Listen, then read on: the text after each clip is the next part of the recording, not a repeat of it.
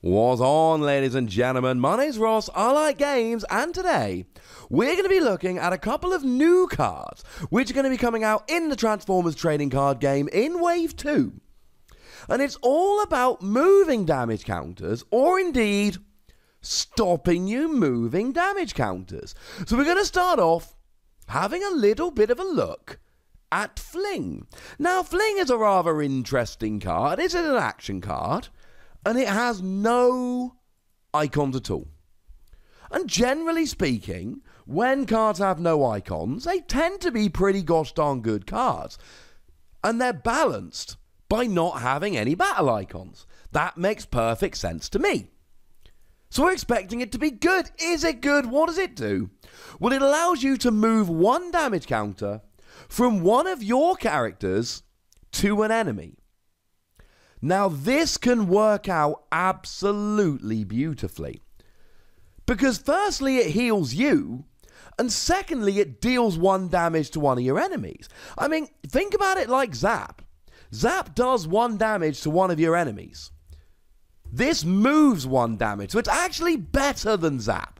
And bearing in mind, Zap does have an orange icon. This doesn't have an icon, so fits with my whole good thing. But it also repairs one damage. And repairing can be pretty gosh darn good. Now, to be fair, we can do better with this. We can do better with the repairing, because it's quite easy to just repair two. Medic does it, and Medic has no icon. Cool. So, okay, you're not quite healing as well as Medic, but you're doing just as much damage as Zap while healing one. That's why it doesn't have an icon. It's one of these that looks fairly underwhelming at first glance, but actually, if you add up all the things that it does, yet pretty gosh darn good. And there are some really nice combos you can pull off here. One of my favourite combos is with Photon Bomb.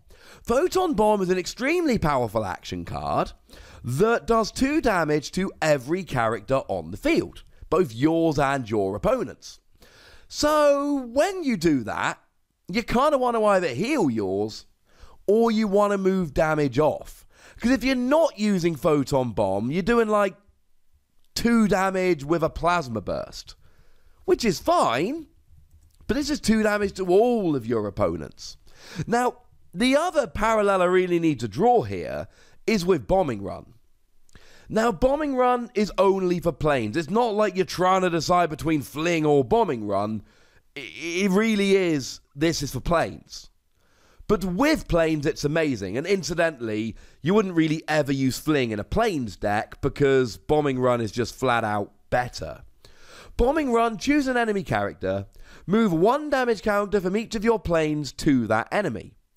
And incidentally, it is from planes, not from characters that can be planes, so you've even got to have them all in planes mode to work it. So it's not exactly ideal, but it's so powerful.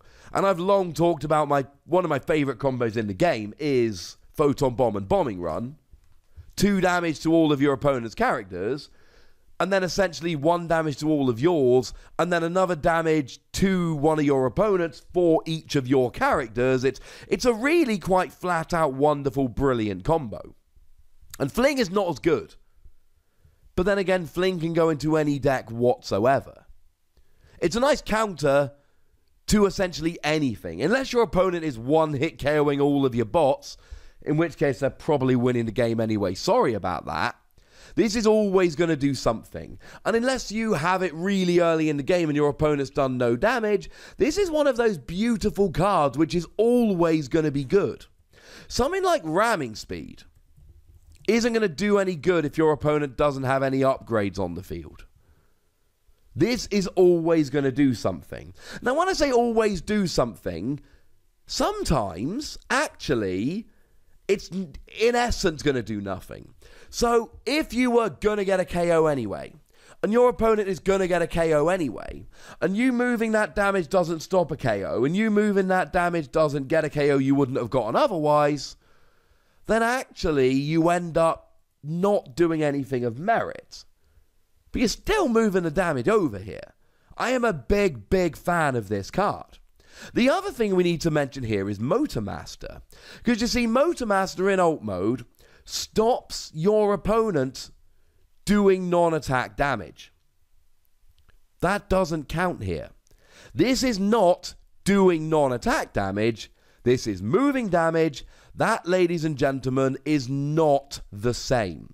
So you can use this to damage one of your opponent's characters in a way that you wouldn't be able to use Zap with Motor Master on the field.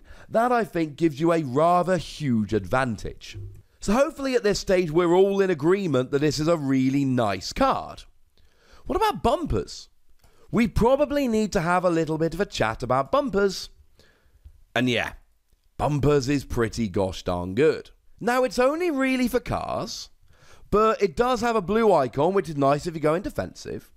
And it is an armor, and it gives you +1 defense, which is nice. So if you're playing a defensive cars deck, the +1 armor and the blue pip alone might make it worth playing. Damage counters cannot be moved from other characters to the upgraded character. So your opponent cannot use Fling to move a damage counter over. Now, they can still use it to move a damage counter over to any of your other characters, unless you've got bumpers on all of them. But you just put this on the one you want to protect. Let's say you've got a Bumblebee, and you've only got 1 health left. Put a bumpers on him. And now your opponent cannot move damage over. And that could be crucial, because if your opponent can move damage, then they can play a Fling, move damage over to get KO, and then attack.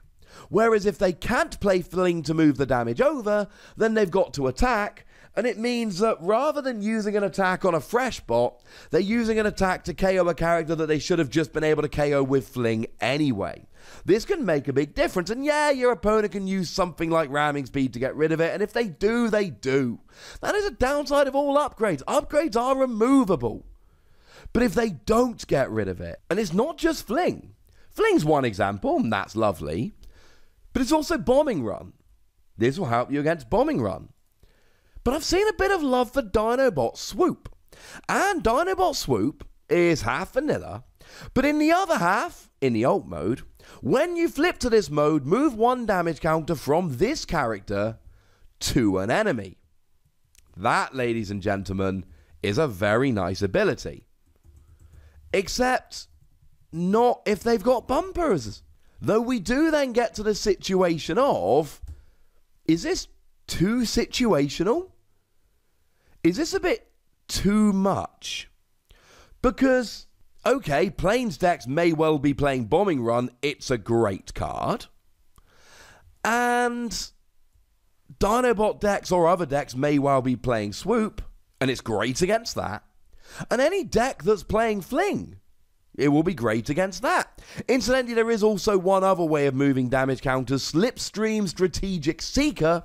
When one of your Plains attacks, move 1 damage counter from it to the defender. Now, that was also one of the convention cards, so it's not exactly the cheapest one out there. But, you know, could work. And actually, that one gets a lot better in Wave 2. I'll have a video about that in the not-too-distant future. So, frankly, there are a bunch of things this helps against. So if you're playing against them, great. And if you're going to your local league, and you know there's a bunch of people that are going to be playing Plains. I mean, look, if they're playing Bombing Run and Slipstream, that's going to be pretty devastating. Unless you're playing bumpers. And if they're loving Swoop and Fling, same deal. If they're not, it's not great. But we go back to what I said at the beginning about bumpers. It's got a blue icon and gives you +1 defense. So you can actually play this in a defensive cars deck. And even if you don't get the skill, it's not the end of the world. You're still getting some mileage out of this card. I like this. I worry it's going to be too situational. It's another one of those cards I've said a million times. If we get proper organized play and we have a sideboard, this is a perfect sideboard card. You're playing cars, you pop it in your sideboard, and then if you end up against a deck that loves moving damage counters, you sub this into your deck for games 2 and or 3. Otherwise, probably best left in the binder unless you're playing a defensive cars deck or you know you're going to be playing against people that are likely to be playing these moving cards. All right, ladies and gentlemen, That's what I think about these cards, but I would very much like to know what you think about these cards. So please do let me know in the comment section. Go nuts, but do please remember the rule. Be nice, would you? And then make sure you like this video, subscribe to this channel, and follow me on Twitter at the Wossy, where we talk about other games. But by far the most important thing, as always, look after yourselves till next time. Thank you very much for watching. My name's Ross, and you've been watching Wossy Plays.